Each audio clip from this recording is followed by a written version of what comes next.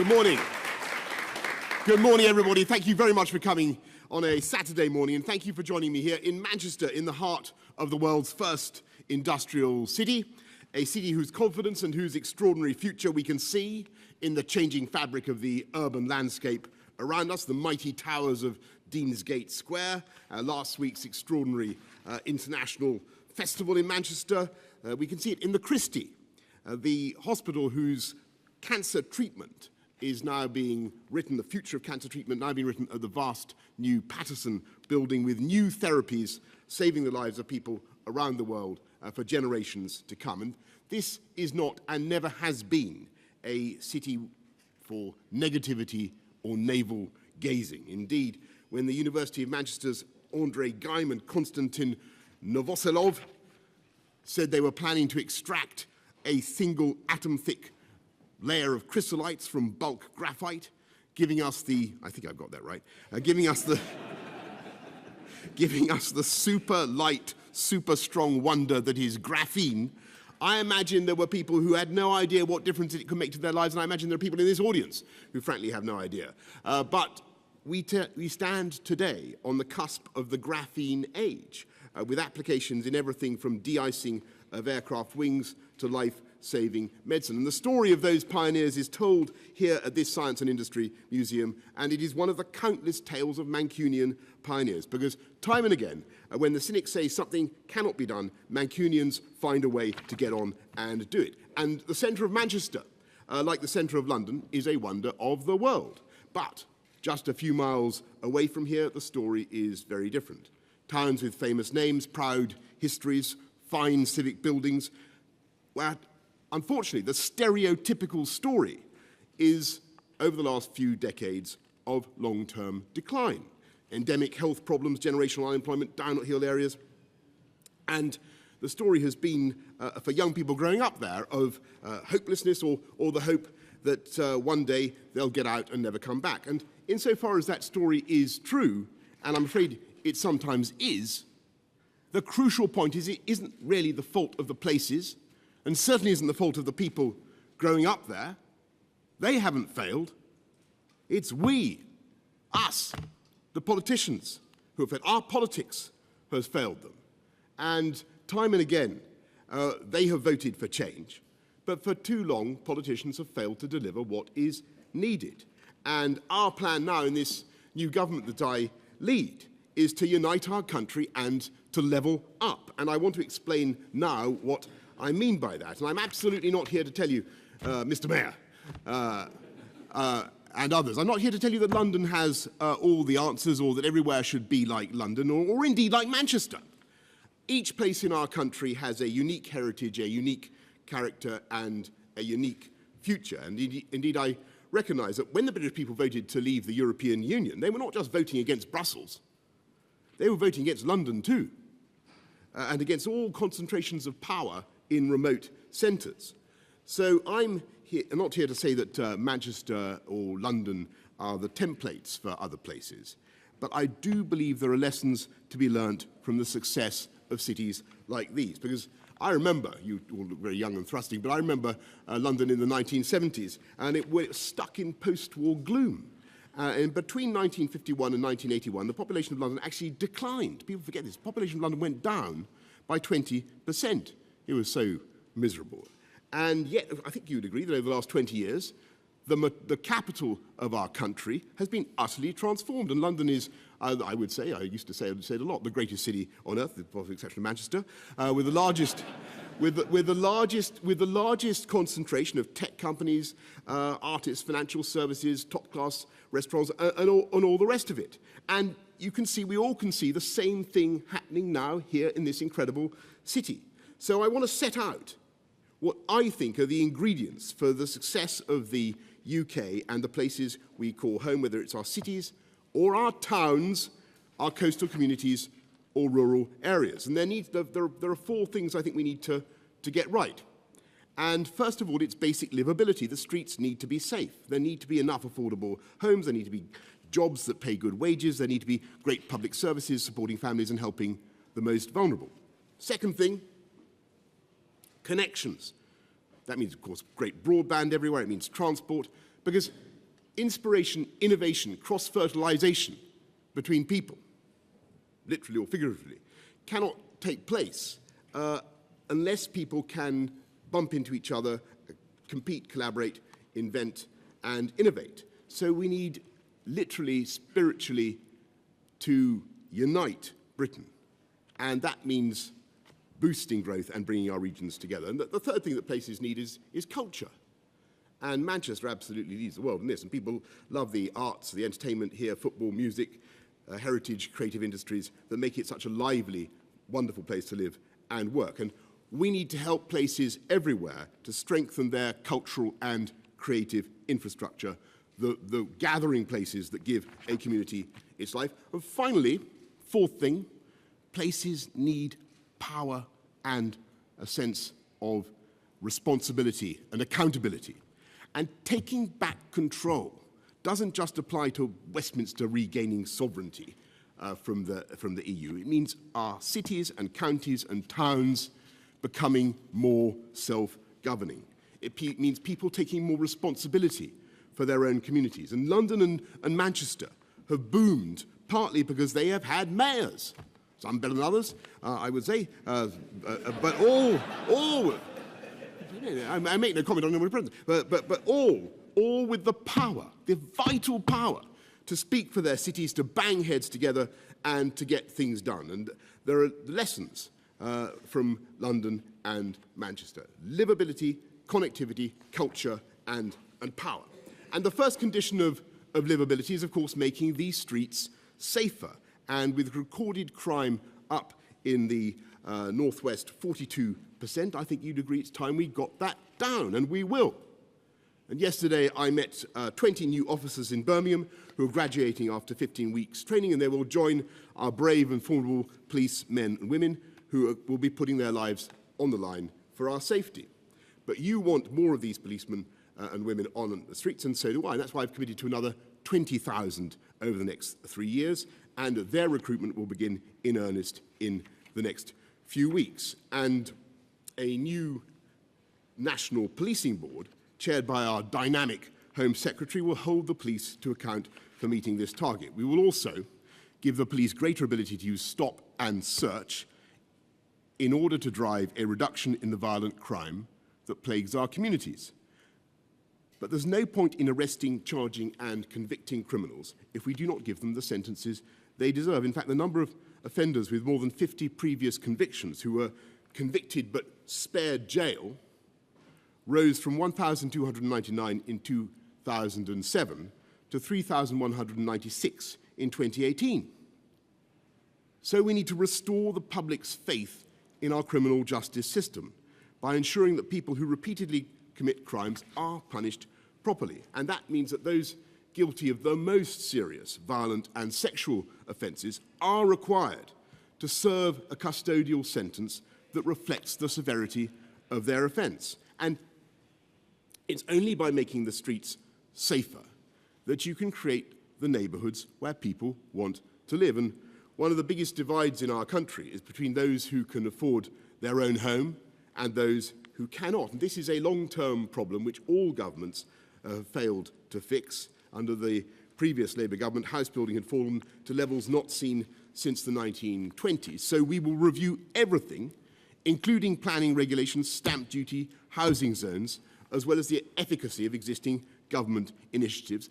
And we will emphasise the need for beauty, to build beautiful homes that people actually want to live in, and being sensitive to local concerns. And then, of course, if you're going to create great neighbourhoods, safe streets, allow people to own their own homes, you need great public services to make that possible. And that's why I have committed to delivering the funding promised to the NHS by the previous government in June 2018, and to ensure this money goes to the frontline services as soon as possible. This will include urgent funding for 20 hospital upgrades and winter readiness, and proposals drastically to reduce waiting times for GP appointments. The NHS represents a sacred promise between the state and its citizens, a promise that says we will protect and support one another when we are at our poorest and most vulnerable. And the same should go for every other great service of well-being, particularly social care. Many people who have worked hard all their lives have had to struggle with the financial burden of care in their final years, and they're being forced to sell their own homes. And the British people cannot understand why the health service is able to provide the same care for everyone, regardless of income, and yet the social care system cripples those with savings. And for too long, I think politicians have simply kicked this can down the road. I want you to know that can kicking stops now.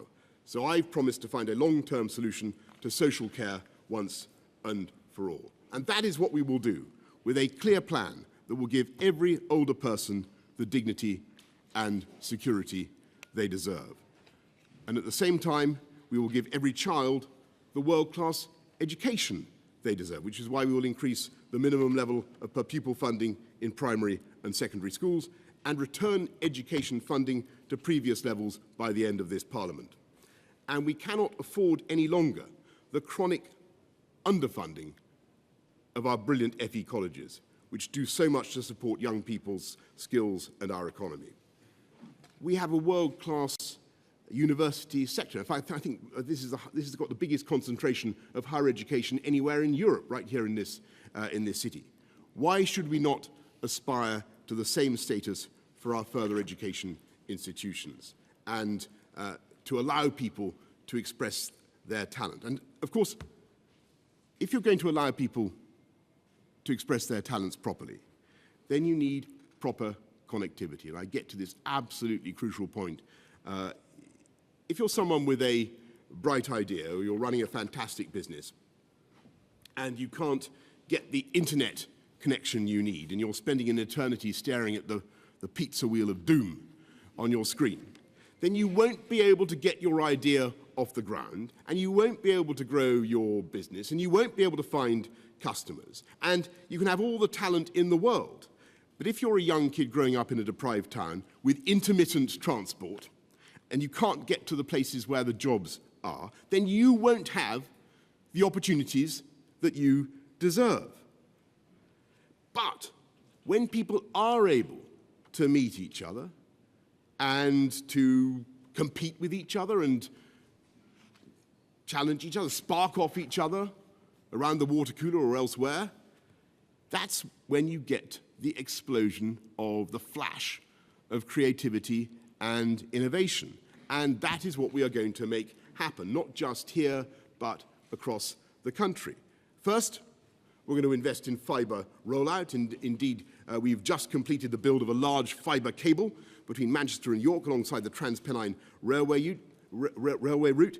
This interconnects the Manchester and Leeds internet exchanges and strengthens the internet infrastructure for the Northern Powerhouse. And I'm delighted to see my friend Jake Berry sitting in the cabinet expressing this government's commitment to the Northern Powerhouse. And just before coming here, I met Barry White, who's there, at, I think, Pomona. Where were we? We were at the Pomona Junction, or the Pomona Station. On the Metrolink, looking at a huge, great stretch of new tramway, which will link up to Northern Powerhouse Rail. And I want to be the Prime Minister who does with Northern Powerhouse Rail what we did for Crossrail in London. And today, I am going to deliver on my commitment to that vision with a pledge to fund the Leeds to Manchester route. And I know that's the bit, Mr. Mayor, that you particularly want. But I want to stress it's going to be up to local people to decide what comes next. And as far as I'm concerned, that is just the beginning of our commitments and our investments. We want to see this whole thing done. And I've tasked officials to accelerate their work on these plans so that we are ready to do a deal in the autumn. And feel free to applaud if you thank you.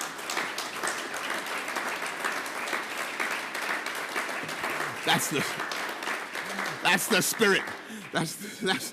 That's the spirit. It's the right thing. It's the right thing to do, and it's time we got this whole thing moving. It's time we put some real substance into the idea of Northern Powerhouse Rail. That's why we're here this morning.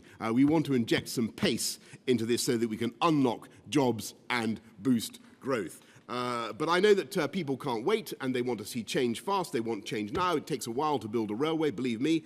They want reliable, everyday services so that the 18-year-old in Rochdale, just starting out as an apprentice, know that they can get into Manchester for 8 o'clock each morning, so people can get out and about in the evening for a drink or a meal, boosting local businesses and growth. That's services within cities, not just between cities. Services that mean people don't have to drive. Services that don't just give up at the end of the working day. So I'm going to improve, with your help, the local services which people use every day. And I want that to start now, with improvements that can happen in the short term. And that means buses. And I know a lot about buses. Believe me. I love buses. I helped to invent a new type of bus. It's very beautiful that it is. So I will begin as a matter of urgency the transformation of local bus services starting here today in Manchester. And I will work with the Mayor of Manchester on his plans to deliver a London-style bus system in the area. Under powers we gave him, you, Andy, in the Bus Services Act.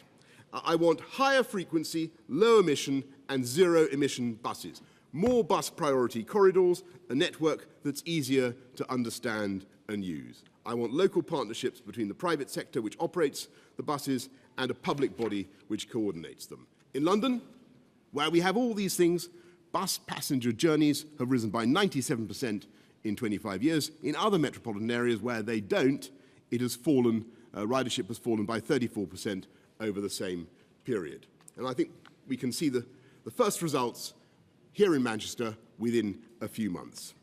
And I want the same for any other part of the country where local leaders want to do it. And good bus connections, good transport connectivity is also vital for so many of the towns that feel left behind. And this may come as a surprise to some, but not everyone wants to live in one of our great cities. Too many places, towns and coastal communities, don't feel that they're benefiting from the growth and the dynamism that we've seen elsewhere in the UK economy. Now, I reject the ridiculous idea that everybody should have it as their ambition to get on their bikes and move to the city. Our post-industrial towns have a proud, great heritage, but an even greater future. Their best years lie ahead of them. So we're going to put proper money into the places that need it. We'll start by ensuring there is investment from central government by bringing forward plans on the UK Shared Prosperity Fund. And we're going to have growth deals as well for Scotland, Wales and Northern Ireland. And we're going now to have a £3.6 billion Towns Fund supporting an initial 100 towns so that they will get the improved transport and the improved broadband connectivity that they need. And they'll also get help with that vital social and cultural infrastructure, from libraries and art centres to parks and youth services. The institutions that bring communities together, that give places new energy and new life. And finally, of course, there is an even more radical shift that we need to make now to deliver all this. And I have seen myself the changes that you can bring about in towns and cities and regions when local people have more of a say over their own destinies. And I don't think that when the people of the UK voted to take back control, they did so in order for that control to be hoarded smog-like in Westminster. So we're going to give greater powers to council leaders and to communities. We're going to level up the powers offered to mayors so that more people can benefit from the kind of local government structures seen in London and here in Manchester. We're going to give more communities a greater say over changes to transport, housing, public services and infrastructure that will benefit their areas and drive local growth.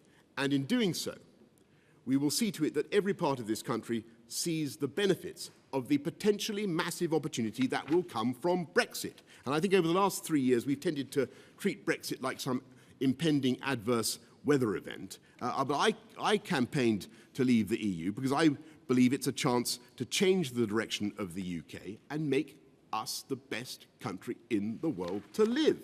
And thank you.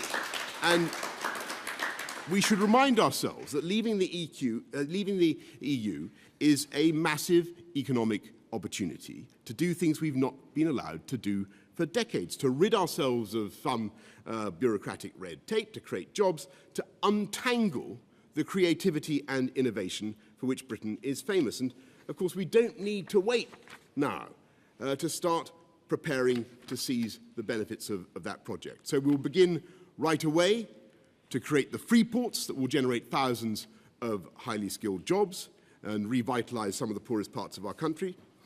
We'll begin right away on working to change the tax rules to provide extra incentives to invest in capital and research. We will double down on our investment in R&D. We will accelerate the talks on those new free trade deals and prepare an economic package to boost British business and lengthen this country's lead as the #1 destination in Europe for overseas investment. And at the same time, we will unite and level up across our country, as I say, with infrastructure, with better education, and with technology.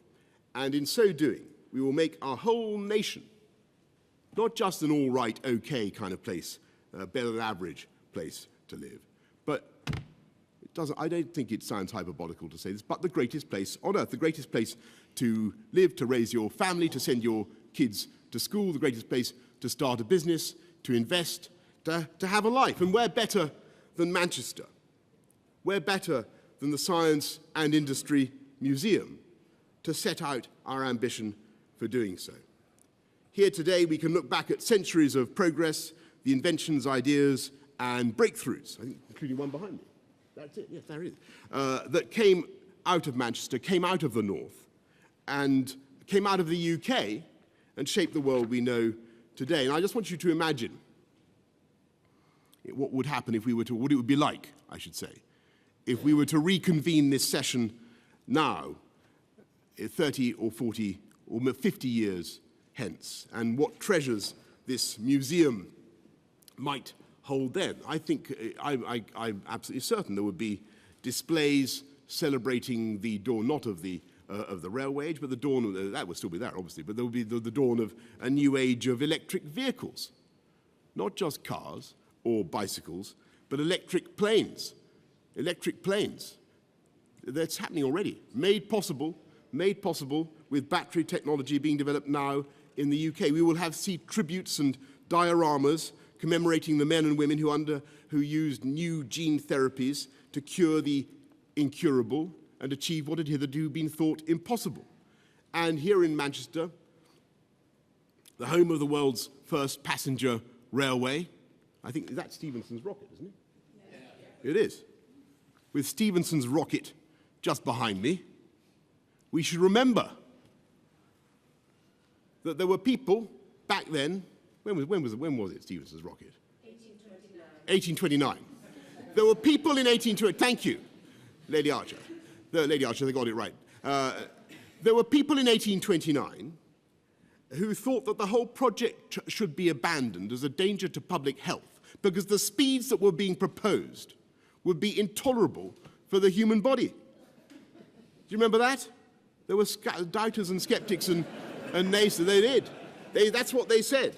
The doubters and skeptics and naysayers were there in abundance in 1829 when Stephenson came up with his plan. So I imagine that in the future in this wonderful museum there will be exhibits recording not only the breakthroughs in bioscience here in Manchester and elsewhere that allow the UK to lead the world in producing genetically modified crops, blight-resistant potato, that will feed the world, but also a memorial to the skeptics and the doubters, complete with bioengineered edible paper with which they were forced to eat their words.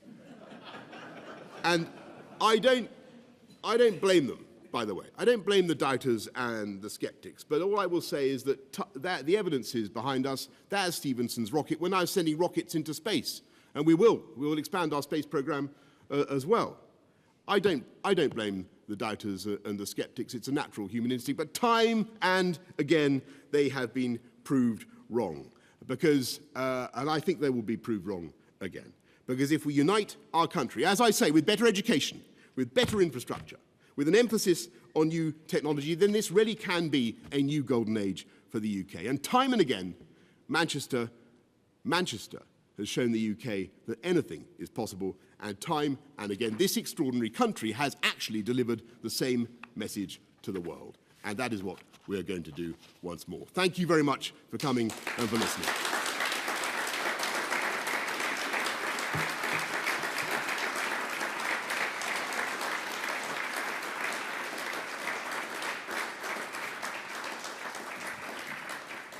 Right.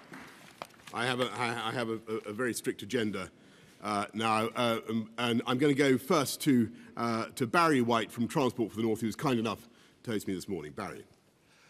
Prime Minister, thank you very much for the commitment to the Leeds-Manchester line, which is one of 7 lines in Northern Powerhouse Rail that the transformational network that the leaders of the North have unanimously backed and approved.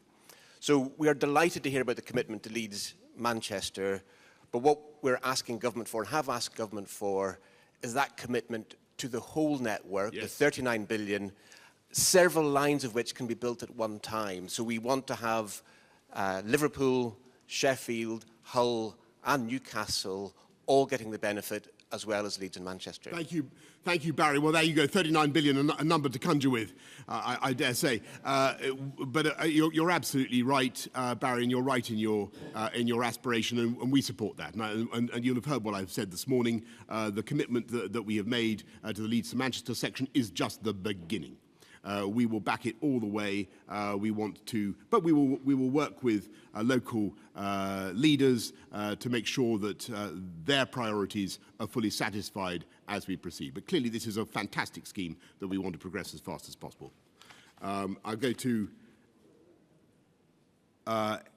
Henry Morrison from the Northern Powerhouse Partnership. Thank you. I think that answer is really helpful, Boris. My question was going to be about Bradford's. So you talked about those places that maybe haven't done as well from the last decades as others have done. And that is one of the cities that could benefit from the new line between Leeds and Manchester, which could go through the city centre. How do you think that cities like Bradford would benefit in terms of homes and jobs from this scheme? Because clearly the point of building the railway isn't so people can ride the trains, but so they can get the opportunities that you mentioned in your speech. Absolutely. And I believe so passionately in mass transit because it is the best way to allow people on modest incomes to get to the opportunity areas wherever they are. And it works. And in London, the intensification of opportunity was so massive from the middle of the 19th century onwards because they came up with the idea of putting trains in tunnels. And then there was the development of the bus routes in the last couple of decades, which has really turbocharged the London economy. So in the interim, before we get to the full Northern Powerhouse Rail, that's why I place so much emphasis on buses. I really think they can be transformational. And I think it was Peter Hendy, my former colleague at Transport for London, who used to say there's almost no transport problem that can't be solved by a single-decker bus.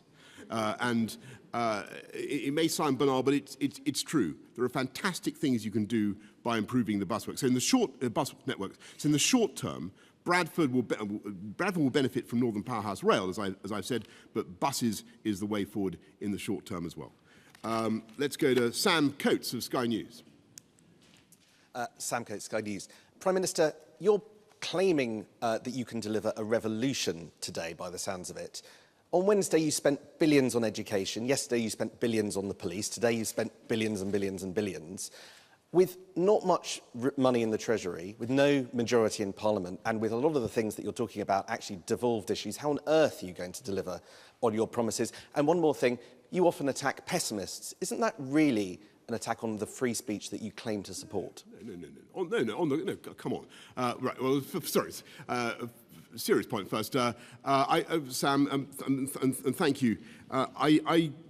Actually, the plans that we're announcing, I think, have been pretty reasonable. Everybody knows there is fiscal headroom for the education spending. I don't think anybody wants to see, I think the police spending is widely applauded and supported. And yes, we want to go ahead with Northern Powerhouse Rail. I think the return on investment for this country will be colossal. And if you want to drive economic growth, if you want to create for business the platform that gives them the certainty to invest, then you need fantastic public infrastructure. That is the way to do it. And when London put in Crossrail and London put in the tube upgrades as we did in 10 years ago, and we began that whole project, we did it in the knowledge that it would add massively to the GDP, not just of London, but of the whole country. And that is, I believe with absolute conviction that this is the right thing to do now for the whole of the Northern Powerhouse. And that is why we're going to proceed, because it makes sound economic sense. And Sam, I said at the outset, oh no, I didn't, I said at the end of my speech, come to think of it, I think, of course, it's a natural human instinct to be anxious and to be skeptical, just as people were anxious in 1829 about the terrifying velocities that would be attained by that machine. But I think they were wrong. I think people would. Well, actually, no. The Secretary of the Board of Trade was run over, wasn't he? On day. He was right. Actually, but overall, Huskisson unfortunately paid the price. But overall, that won't happen to the current Secretary of the Board of Trade. He's going to do a brilliant job. Overall, President of the Board of Trade, I should say, overall, the fears were unfounded and technological optimism was seen to be justified, and it will be justified in the future. But I in no way intend to try to crush dissent or scepticism of any kind. Hang on. Vicky Young, please. Vicky. Young, BBC News. Surely the reason that people are sceptical or pessimistic about politicians and their promises is because many of the people sitting here have heard warm words about the Northern Powerhouse for 5 years and have had really absolutely no progress whatsoever. You talk about fiscal headroom. Lots of people think that should be there for a no-deal Brexit. Are you really going to have the money for that and all of these other pledges that you've made? Well, the answer to that is yes. I mean, I think the answer to your point about the Northern Powerhouse, I mean, you're right, Vicky, to raise the question. I think people have started to wonder, are we going to see some real delivery for the Northern Powerhouse? And the reason I'm here, and the reason I'm wearing this badge is because I really do want to help deliver. And I want to help local people deliver it. I think it's a fantastic idea. It's a fantastic project, and its time has come. And on the no deal, the risk of a no deal Brexit or the prospect of a no deal Brexit, well, we've just got to get ready for it. I don't think that's where we'll end up. But as I've told our European friends, we are going to prepare very actively for that eventuality in the high confidence that this is an amazing country and that we'll get through it if we need to. And I go now to Paul Brand of ITV. Prime Minister, on that last point, if it comes to it, can you name one single economic benefit to the north of England of a no-deal Brexit? In the end, actually, the ability to do things differently, the ability to have free ports, the ability to regulate differently, to turbocharge your bioscience sector, the ability to raise your investment allowances so that businesses can write off more of their R&D against their tax. These are fantastic things, and we should get on with it. Now, look, my friends, I do not want a no-deal Brexit. That is not where we're aiming. But we have to face the fact that at the moment we're being told, as we've been told for the last 3 years, that rien ne va plus, the deal is fixed and can't be changed. I doubt that, but with confidence and friendship to our European partners, we're going to continue with the discussions, and we're going to get ready to come out on the terms that are necessary. And I think actually the people of this country would rather get on with it and come out on October the 31st, in my view. People of this country would rather get on with it and come out on October the 31st, in my view. to get ready to come out on the terms that are... Predecessor also had the idea of going to northern towns and cities and campaigning to perhaps win the support of people who voted Leave and perhaps people who traditionally voted for the Labour Party. In the end, she didn't win their support en masse. I just wonder why you think you'll succeed where she failed. Well, I'm going to be... I'm campaigning, obviously, I've got to get Brexit over the line on October the 31st, I believe I may have mentioned before. But we're going to be, our party, the Conservative Party, wants to unite the country and deliver for everybody in this country, and that's our programme. And I'll be zooming around across all corners of the UK. I'm going to go to Jen Williams of the Manchester Evening News. Hi. I just wondered whether, given that you're making the speech in a Labour city, whether this is effectively you parking your tanks on Jeremy Corbyn's lawn, because the speech that you just made could really have been made by any Labour leader over the last 20 years, perhaps Corbyn aside, but it did sound rather Labour. Thanks. Well, I take that as a... I actually don't think Jeremy Corbyn could have said anything of the kind, because unfortunately he is, as you know, committed to the absolute destruction of the wealth-creating sector of society. And he would raise taxes on income, on inheritance, on pensions, on corporations up to the highest level in Europe, if not the world. This is not my agenda. I believe in this balance and symmetry at the heart of the UK economy. I believe in a fantastic, innovative, dynamic, wealth-creating sector here in Manchester that will help us to fund incredible projects such as Northern Powerhouse Rail. All I hear from the Labour Party is a desire to whack up taxes and do things at the behest of the unions, and that is not my type of politics. I want a campaign for modern conservatism, which believes in the fundamental balance at the heart of the UK economy between the great free market, dynamic, wealth-creating sector, capitalism. How about that? Capitalism balanced by and supported and made possible by fantastic infrastructure and public services. That's the agenda. Where have we got to? Danielle Sheridan of the Daily Telegraph. Is it just the backstop that you want to see removed, or are there other aspects of the previous deal that you would like to get rid of? And also, do you feel like the European leaders are warming to you, or are they just going to let you walk away? Look, thank you, Daniel. I think the answer to that is if we get rid of the backstop, whole and entire, then we're making a lot of progress. That would be my answer. And as for whether my friends across the channel are warming to me, well, I've always had very good relations. I'm sometimes slightly mystified by some of the obiter dicta that I read, and some of the off-the-record commentary that I see. I have very friendly relations with other EU foreign ministers already and with EU leaders as well. And we will build on them. And I want to stress to everybody that the approach of the UK government is not going to be disengaged or aloof or waiting for them to come to us. We are going to try to solve this problem. But of course, and we're going to do it in a spirit of friendship and cooperation.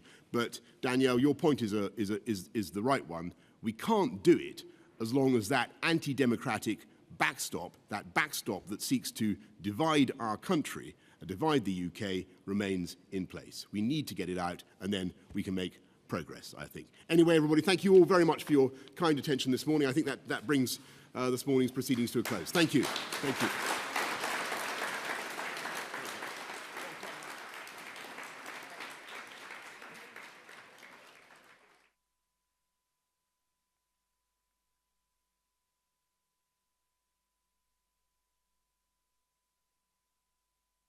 Stuff like that really interesting, actually. You never know where you learn each other the rest of your weekend.